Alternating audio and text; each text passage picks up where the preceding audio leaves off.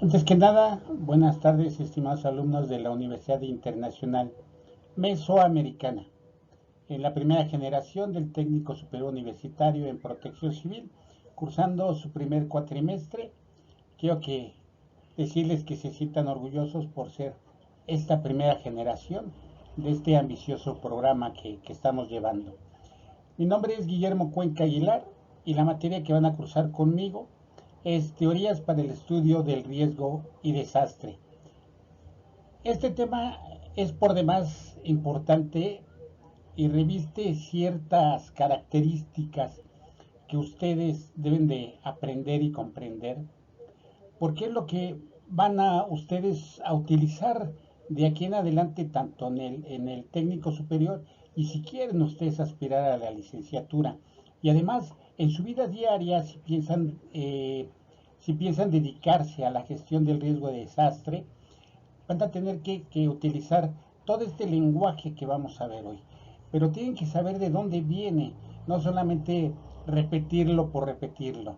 Aquí vamos a ver, hay un tema, por así decirlo, una frase, por así decirlo, ya muy trillada, que se está utilizando hoy en día y que dice que los desastres no son naturales. Pero si tú le preguntas a la gente por qué los desastres no son naturales, simplemente te van a decir, porque son socialmente construidos a través de un proceso. Uh-huh. Pero ¿de dónde viene ese término? ¿Por qué se dio? ¿Cómo se dio? ¿Quién lo hizo? ¿Quién lo nombró así? Entonces, todo esto que ustedes van a ver aquí les va a brindar un panorama muy amplio de lo que se van a encontrar si se siguen dedicando a esto. Como les mencionaba yo con los 4 textos que les puse la clase pasada, es muy importante su comprensión lectora. Hay algunos libros que pueden ustedes llegar a leer y vuelvo a repetir, los libros que utilizamos nosotros son de consulta, no son de lectura. De lectura es un libro de cuentos, a lo mejor un libro de poesía, pero los que utilizamos nosotros son libros de consulta. Entonces, si ustedes, por ejemplo, estudian La Sociedad del Riesgo de Ulrich Beck o leen un libro de Niklas Luhmann también hablando de riesgo, van a ver ustedes que es necesario que estén ustedes concentrados en la lectura para poder comprender lo que está ahí. Entonces, todo este marco conceptual y académico que van a llevar ustedes en esta materia conmigo, les va a ayudar a sobrevivir en la selva de la gestión del riesgo de desastres. Porque hay mucha gente hablando, pero sin comprender y sin entender realmente de lo que están hablando. Entonces, una de las primeras cuestiones que les voy a pedir es que si ustedes tienen una religión, se deshagan de todos los prejuicios de esa religión, porque aquí vamos a hablar de religión. Vamos a hablar de un primer paradigma, que es el paradigma divino, para tratar de explicar los desastres. Entonces, si no estamos abiertos, podemos cerrarnos y no hacer la transición, no comprender, no entender, no buscar una respuesta a algo que nos está quejando y que nosotros conocemos. Entonces, esta materia, les decía yo, es harto interesante. A mí me gusta mucho la palabra harto, aunque dicen que está mal aplicada. Pero a mí se me hace harto interesante porque implica mucha lectura, señores, mucha, mucha, mucha lectura, para poder llegar no hacer, porque no busco hacer escritores, ni mucho menos. Si a ustedes les gusta y en algún momento lo pueden hacer, bien, adelante. Pero lo que sí los quiero hacer es líderes racionales. Un líder aplica el raciocinio, no aplica la voluntad, el empuje. No, un líder lo primero que aplica es un raciocinio. Yo les dije, yo no quiero formar alumnos, no quiero formar robotitos que repitan. ¿Qué es la protección civil? La protección... No, señores, quiero que ustedes entiendan, comprendan y después ustedes puedan definir con sus propias palabras tal o cual concepto o cual término. Entonces, en esta clase vamos a precisamente hablar sobre los diferentes paradigmas.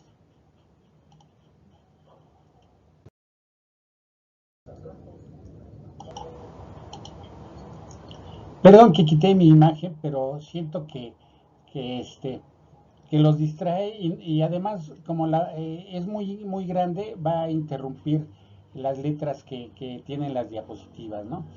Aquí, como dice, los estudios teóricos que buscan explicar el riesgo de desastre han tenido una evolución que se ha desarrollado en dos vertientes. La primera, en el tiempo. Los antiguos pensadores de los 1700, 1600, incluso mucho más allá, que han tratado de explicar el porqué de las cosas, ¿sí? El porqué de eso que utilizamos que se denomina riesgo.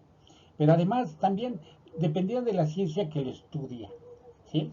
Hay, hay ciencias, le llaman las ciencias duras como las matemáticas, ¿sí? La ingeniería, la arquitectura, y hay otras que le llaman ciencias blandas o ciencias naturales, ¿sí? Que tratan de explicar el riesgo y el desastre, como es la geografía, por ejemplo.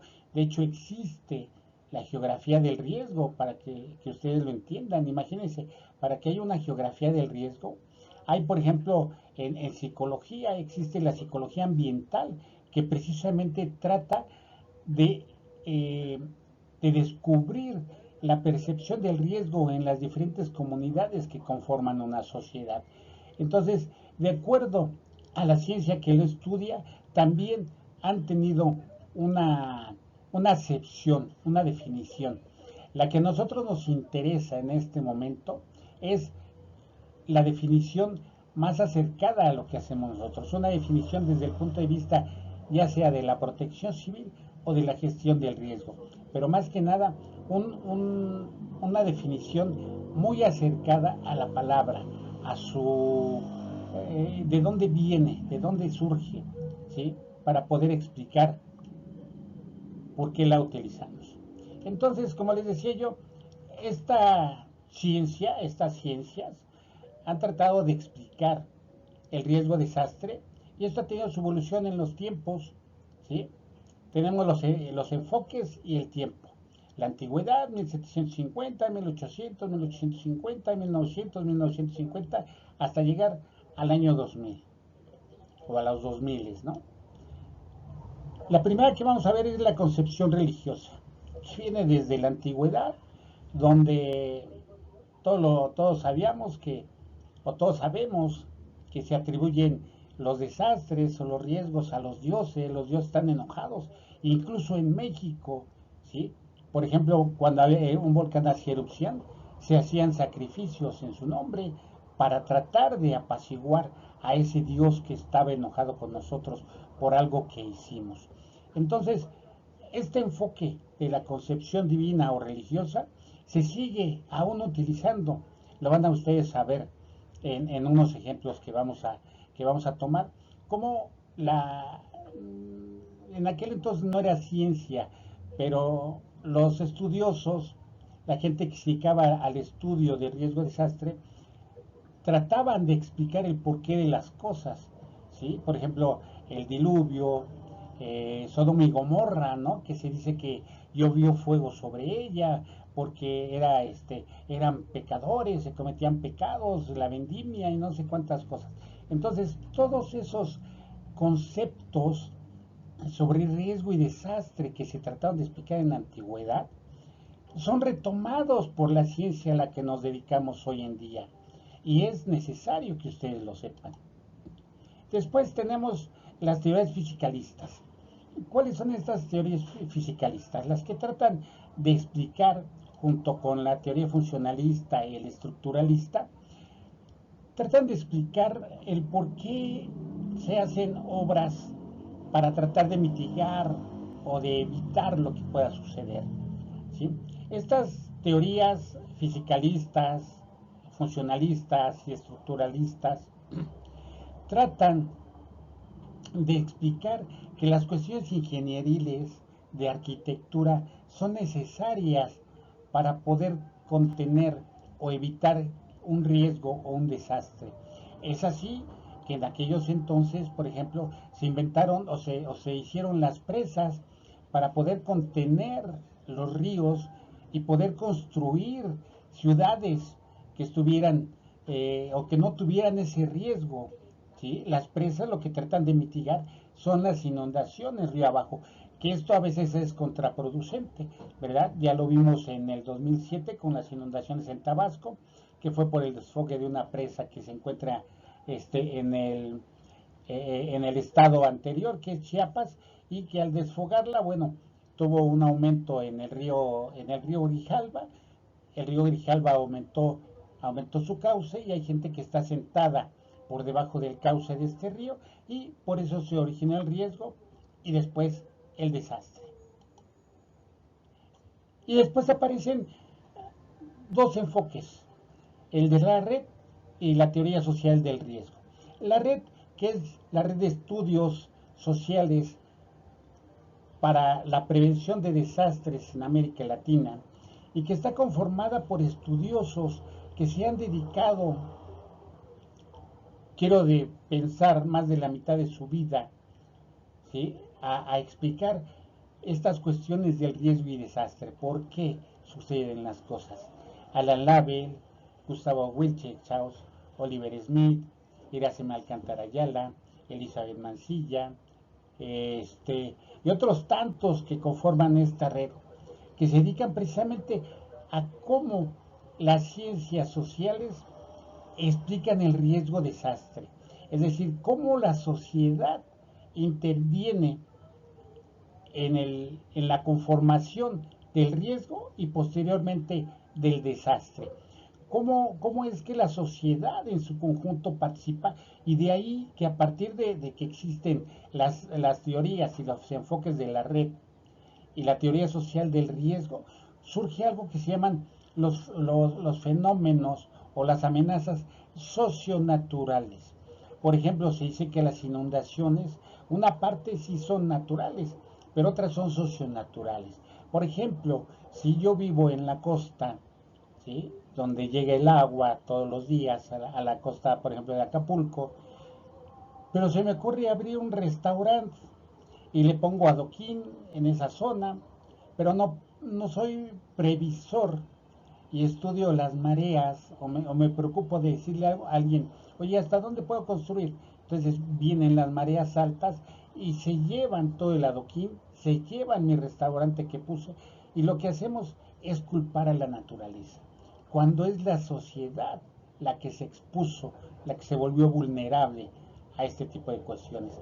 Entonces, estas, estas dos últimas teorías son las que se utilizan actualmente para manejar todo lo relacionado con el riesgo de desastre. Aquí está quiénes fueron los que lo elaboraron.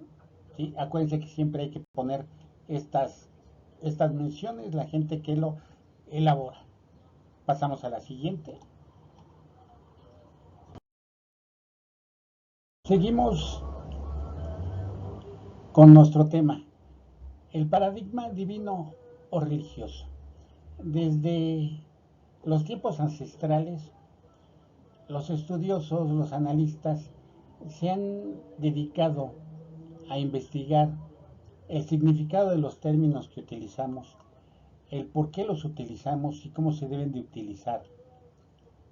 Esto los va a llevar a ustedes a utilizar precisamente, válgame la redundancia, a utilizar de manera adecuada los términos que ustedes van a aprender, que ustedes van a leer, porque los términos que ustedes ven aquí los van a leer en todos los libros de aquí en adelante y van a saber de qué les están hablando. Dentro de los primeros términos que vamos a leer, que vamos a aprender, y esto también lo vamos a ver en la siguiente clase, ¿qué, es qué son los términos de catástrofe y desastre?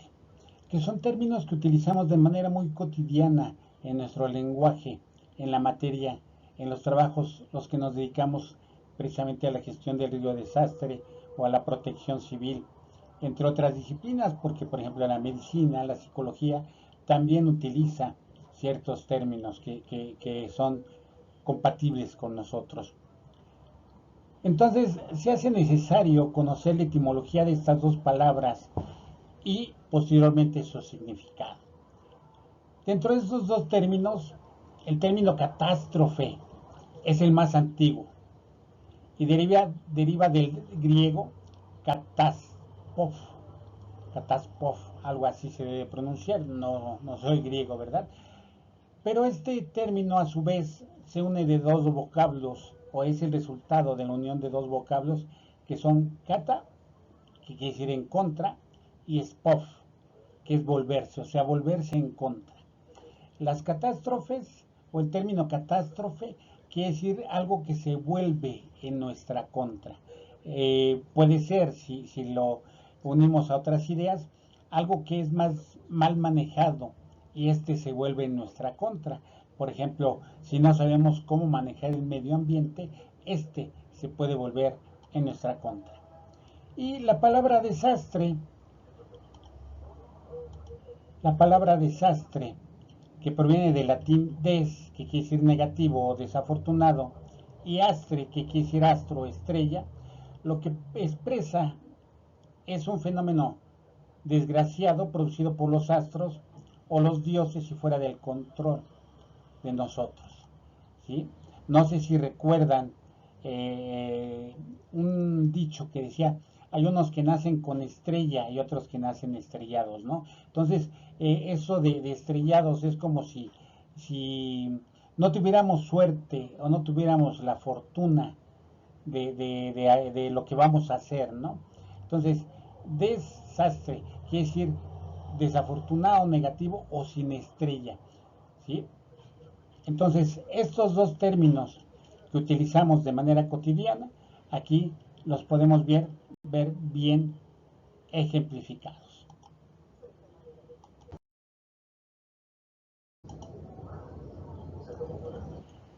Dentro de la concepción mágico-religiosa del desastre, que más que nada es recogida por la etimología del término, que es casi siempre griego, perdón, ha persistido durante largas épocas históricas y aún persiste en diversas partes del mundo, en aquellas zonas en las que aún perviven las culturas ancestrales. Fíjense que las culturas ancestrales a veces ayudan y a veces perjudican, aunque la mayoría de las veces ayudan a explicar el porqué de las cosas.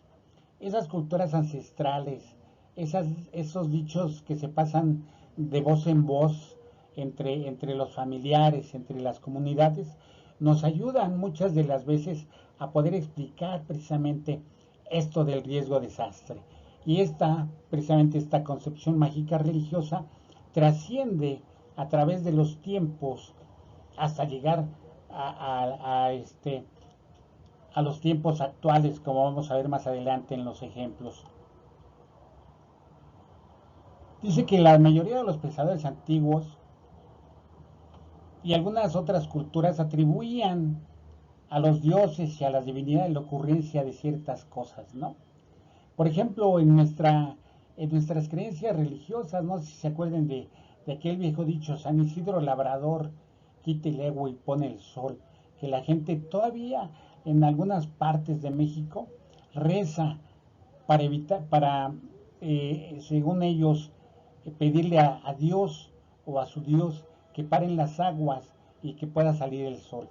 Y así como hay muchos otros dioses, divinidades, que utilice el ser humano para poder explicar lo que está sucediendo. Recordemos que el ser humano, cuando no puede explicar las cosas, tiende a pensar en lo divino, ¿sí? Siempre que algo pasa, le echamos la culpa a una divinidad.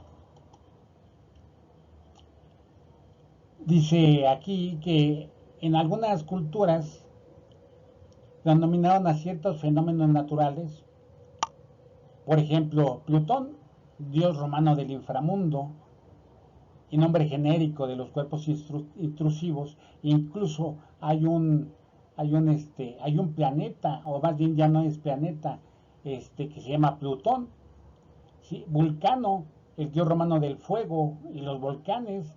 Recordemos aquella película tan famosa que se llamó Volcano en Estados Unidos, ¿sí? En inglés, Volcano, Vulcano.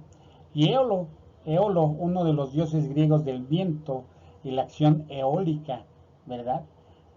Para explicar los vientos. Y de esta manera las causas de los desastres eran concebidas como externas a la sociedad. Es decir, todo lo que podía pasarnos se consideraba externo a la sociedad. Es decir, nosotros no teníamos la culpa de lo que pudiera suceder. No teníamos o no podíamos tener el manejo o la mitigación de algo que pudiera suceder con estas cuestiones divinas, estos fenómenos naturales que denominaron los griegos, por ejemplo. ¿Sí? Se creía que ante la divinidad el ser humano no podía hacer absolutamente nada. Pasamos a la siguiente.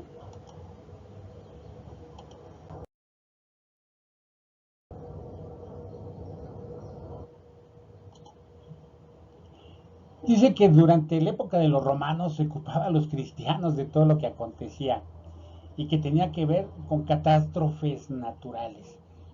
Anteriormente eran catástrofes naturales. Ahora escuchamos mucho el término desastres naturales.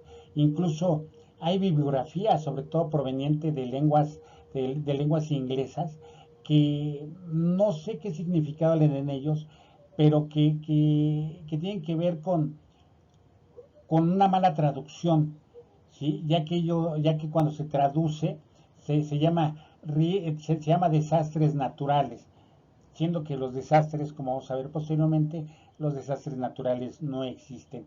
Y aquí vemos, por ejemplo, Tertuliano, un autor latino que tiene que ver con todo esto del estudio de del paradigma divino para tratar de explicar el riesgo desastre y que nos quiere ejemplificar en lo que en aquel entonces se vivía.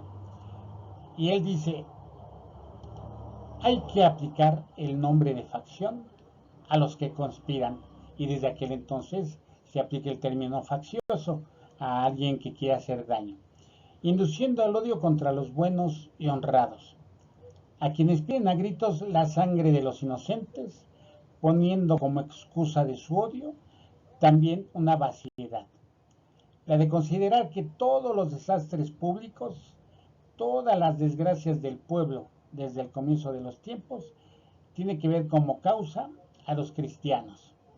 Si el Tíber inunda las murallas, si el Nilo no inunda los campos, si el cielo se para, si la tierra tiembla, si hay hambre, si hay epidemias, enseguida, cristianos a León. Imagínense qué dramático este texto, de que a las sociedades cristianas se les echaba la culpa de, de, de los desastres públicos, como dice aquí, ¿no? Todo lo que acontecía como desastre, como catástrofe, se consideraba como culpables a los cristianos por no querer participar en las cuestiones que no tenían que ver con ellos, ¿no? Que se consideraban antirreligiosas.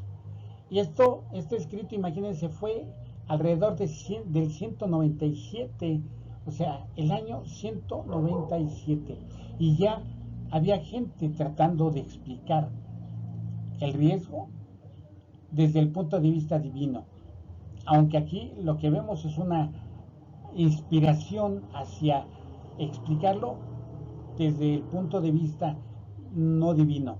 ¿Por qué? De no culpar a los cristianos por lo que sucediera a la sociedad ante los desastres públicos. Vemos el siguiente.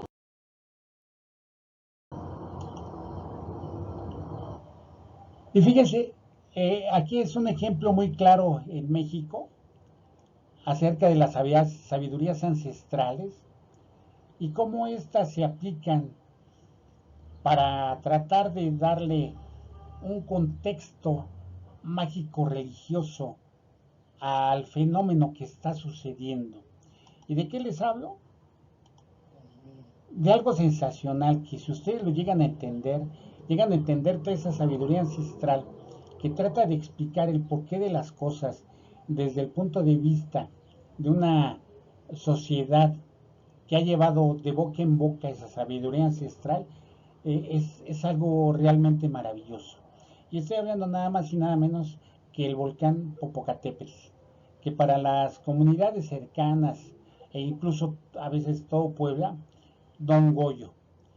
Y fíjense que hay que contemplar todas estas sabidurías ancestrales, porque ustedes que se van a dedicar a la gestión del riesgo de desastre, si lo hacen de manera macro, es decir, si pertenecen a alguna institución gubernamental, municipal o estatal o federal que tenga que ver con la gestión del riesgo de desastre, tienen que tomar esto en cuenta. Todas esas sabidurías ancestrales, comprenderlas, entenderlas y que les ayuden a ustedes a explicar el porqué de las cosas. Cuando hizo erupción el volcán Popocatépetl, allá por 1994, que fue una de las erupciones más fuertes, y que el año siguiente incluso se trató de evacuar por primera vez a toda la gente que vivía cercana al volcán Popo, se tuvo que aprender de la gente para poder establecer una comunicación con ellos, ya que muchas de estas gentes no hablan el español. Y tampoco se trata de tildarlos de locos, porque si ustedes conversan con ellos, la mayoría de las gentes que hay cercanas al Xintle y todos sus poblados, les van a decir que Don Goyo, cuando les quiere pedir algo o está enojado, se presenta ante ellos con la imagen de un viejito cansado que camina por las comunidades y que les va diciendo que él está enojado o que él está cansado o que necesita alimento o que necesita que le hagan una ofrenda. Entonces, la población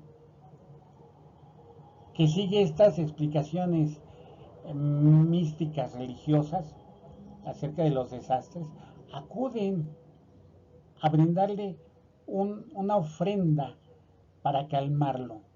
Díganme ustedes, loco, o de que esto no sucede, pero ha habido veces en que hay exhalaciones muy fuertes y la población hace sus ofrendas y sus rezos al pie de Don Goyo, y poco tiempo después las exhalaciones y la actividad fuerte tiende a disminuir.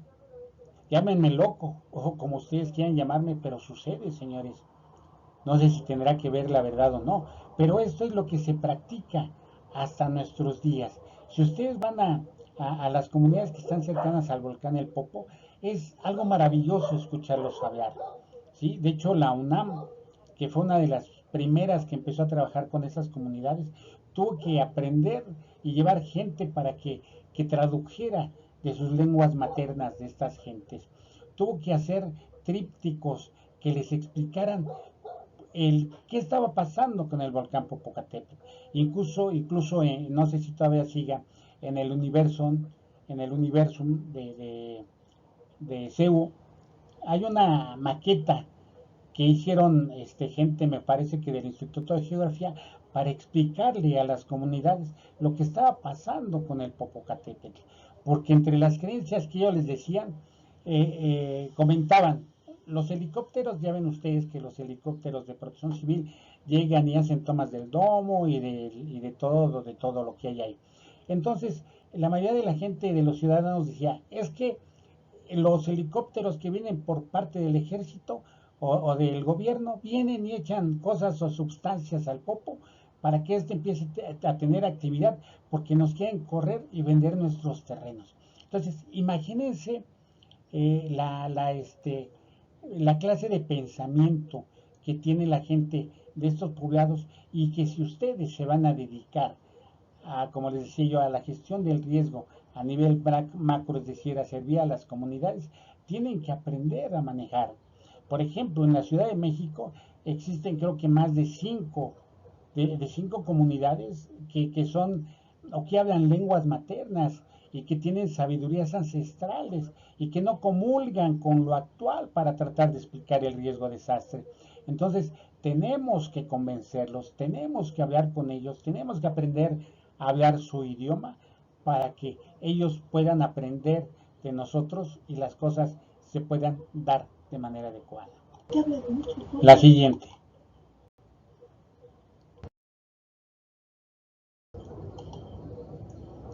Esto es de una comunidad actual, señores. Todas las diapositivas en la parte de abajo, lo que está en rojo, en letritas chiquitas, ¿sí? Es la fuente de donde se sacó.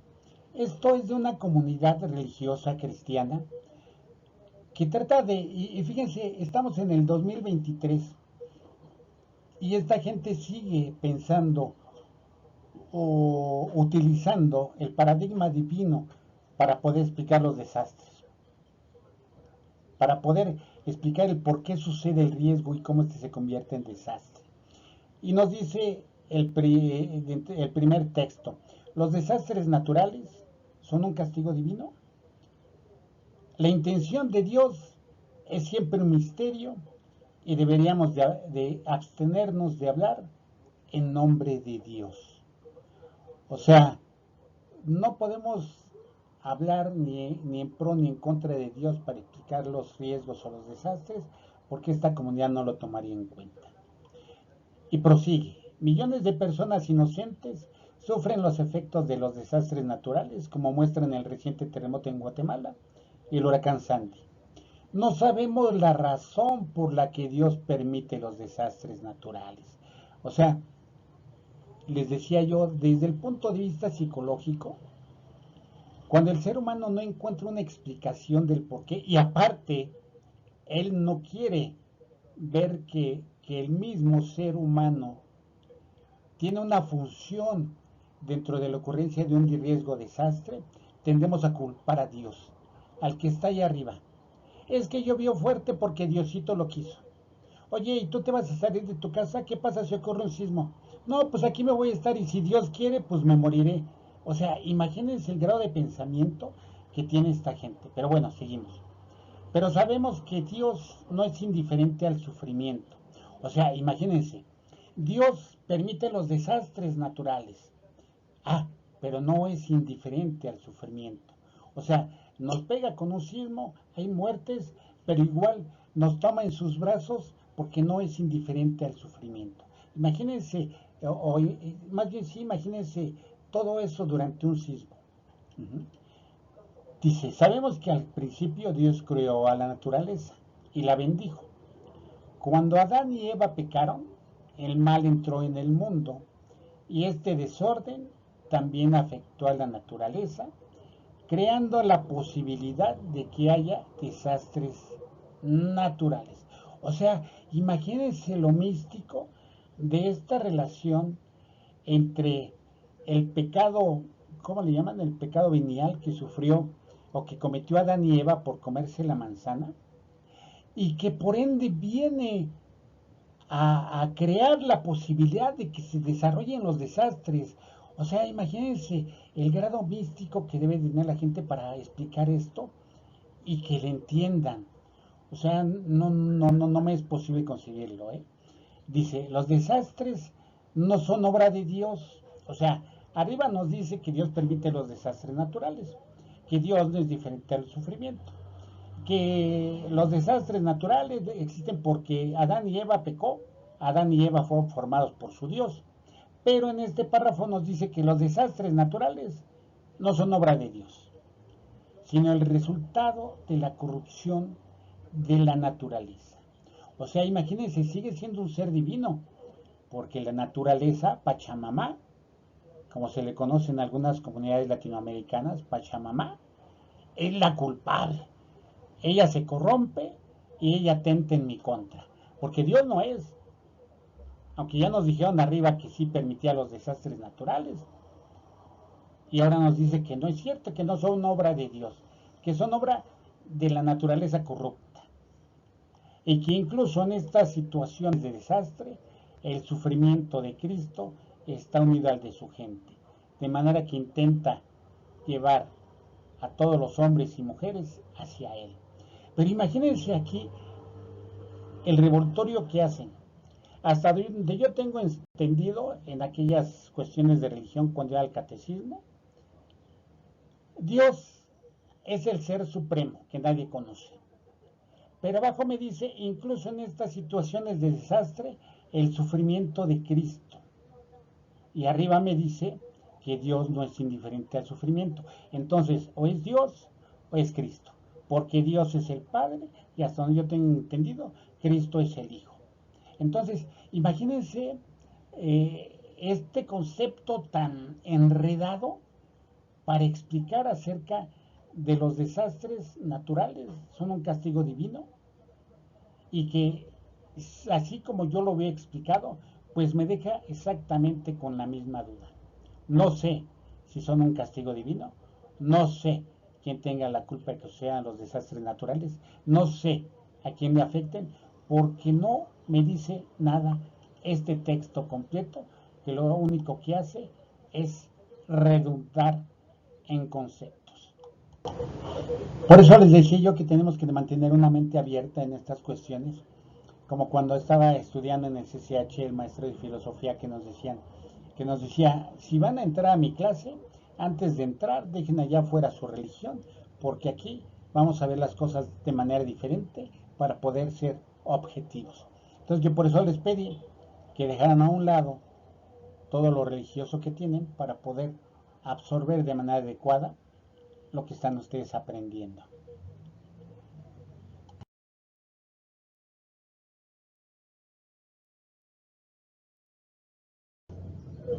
Y pues bueno, resulta que años después, ya en la época moderna, si se puede decir así, sucedió un desastre, un acontecimiento que vino a romper ese paradigma divino, ese paradigma de la divina providencia es la causante, ese paradigma de Dios es el que nos ataca, pero no nos ataca porque Él siente el sufrimiento, ¿sí? Y el paradigma naturalista, es decir, culpar a la naturaleza de lo que el hombre tiene la culpa, ¿sí? Y fue el sismo y posterior tsunami de Lisboa del 1 de noviembre de 1755 y el intercambio de cartas entre Voltaire y Rousseau que dio pauta a algo que se llama el poema de Voltaire, donde le explica a Rousseau algo que vamos a ver en unos momentos. Este tsunami de Lisboa vino a complicar las cosas para la gente religiosa, para los que trataban de explicar todo a través del paradigma divino. ¿Y por qué lo vino a complicar? Pues porque el sismo y el tsunami tumbó, tiró o destruyó, como ustedes quieran llamarle, edificios de gente que en aquel entonces se decían no pecadores, es decir, ellos no pecaban. Y sin embargo, las construcciones que quedaron en pie eran antros donde la gente se iba a emborrachar, donde iba a haber mujeres. Entonces decían ellos, oye, el paradigma divino pues no funcionó porque lo que se debería de haber destruido son los antros de lujuria y perversión donde va la gente, ¿sí? Y decían, es que la naturaleza nos atacó. Primero vino un sismo y después vino el tsunami. Y aquí es donde Voltaire le explica a Rousseau en grandes palabras lo siguiente. Sin apartarme del asunto de Lisboa, admita usted, por ejemplo, que la naturaleza no construye 20.000 edificaciones de 6 o 7 pisos en Lisboa. Imagínense, en 1755 ya se hablaba de edificios de 6 o 7 pisos en Lisboa. Dice, y que si los habitantes de esa gran ciudad hubieran estado más equitativamente distribuidos y menos hacinados, los daños hubieran sido mucho menores y quizás insignificantes. ¿De qué nos habla esto? ¿Qué pasó en México durante el sismo del 85? ¿Por qué hubo tantos muertos? Pues porque la gente estaba hacinada, viviendo en edificios de más de 6 o 7 pisos, la Torre Nuevo León, otros edificios grandes que colapsaron durante el sismo del 85, ¿sí? Y que como aquí lo dice, si hubieran estado más equitativamente distribuidos en toda Lisboa, en casas de 1 o de 2 pisos, los daños hubieran sido menores y quizás insignificantes. Y después dice, y con respecto al comportamiento de la población del terremoto, Rousseau dice, ¿cuánta gente desafortunada pereció en este desastre? Por haber regresado a sus casas para recuperar unos sus ropas, otros sus papeles y otros su dinero. Esta traducción es libre del autor, como ahí lo nombra. Imagínense, entonces no existía gente intransigente, como, o más bien existía gente intransigente desde aquellos entonces. Gente que si tú le decías, oye, no regreses a tu edificación, ah, no, es que tengo que regresar porque se me quedó mi credencial para votar con fotografía, se me quedó mi dinero, voy a rescatar el cuadro donde estoy con la abuelita y mi abuelita y toda la familia, y perecen. Entonces, señores, sin duda es uno, o es el desastre que vino a romper o a dar al traste con ese paradigma divino, ¿sí? Que trataba de explicar el porqué de los riesgos y los desastres. Y miren, aquí están las pinturas de aquellos entonces. El de abajo es cómo quedó después del tsunami, cómo quedó Lisboa. Acuérdense que en 1755 no van a pedir fotos, ¿eh? No había fotos, pero había dibujantes muy buenos que dibujaban toda la tragedia.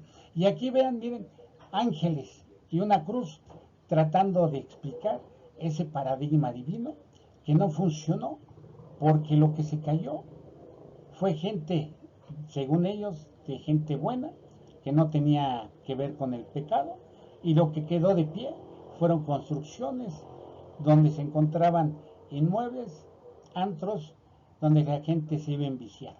Entonces, señores, este es el paradigma divino que, como vemos, existe desde tiempos ancestrales y sigue actualmente para mucha gente que está tratando de explicar el por qué los desastres ocurren de acuerdo a este paradigma divino, porque es un Dios el que lo permite, porque es un Dios el que lo hace.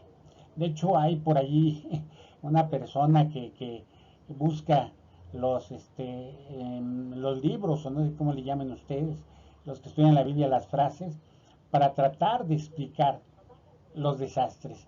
Y según él es la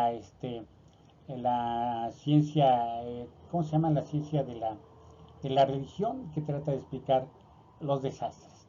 Entonces, señores, con esta lámina y con este concepto, o más bien los conceptos de Voltaire y Rousseau, espero que quede concebido y explicado y analizado el paradigma divino y por qué no lo debemos de utilizar más. Muchas gracias y pasamos a la siguiente sección.